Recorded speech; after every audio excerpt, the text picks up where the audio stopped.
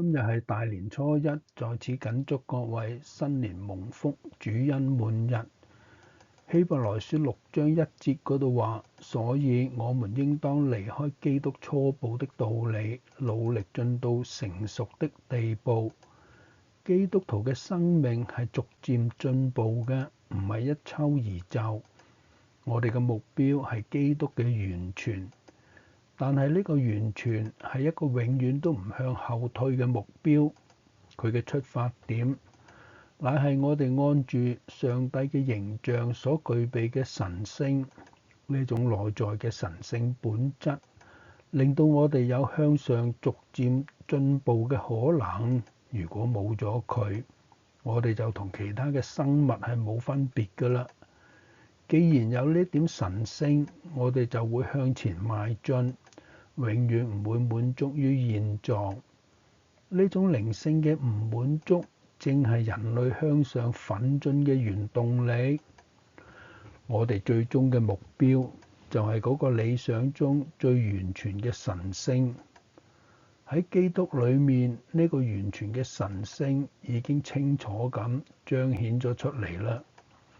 我哋嘅進化唔似其他生物咁樣係盲目咁去發展，乃係循住上帝嘅藍圖邁向佢嘅完全。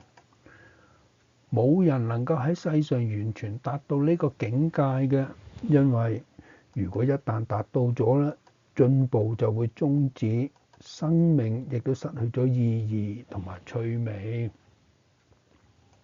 但係整個人類卻係唔能夠放棄達到呢個完全嘅希望嘅。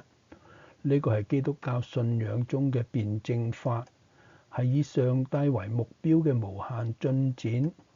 因此喺啟示錄22章13節嘅話語就蘊含咗呢層嘅含義啦。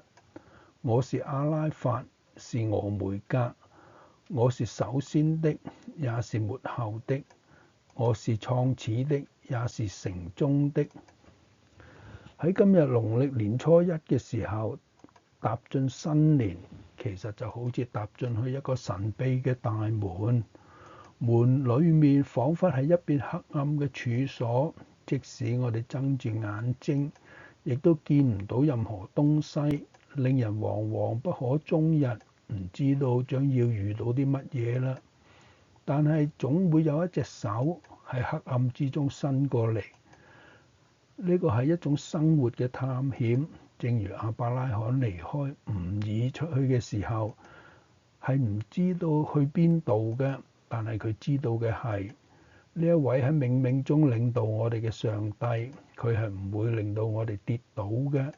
主啊，我願向住你完全嘅標準努力去學習，但係我嘅信心不足，求主幫助我。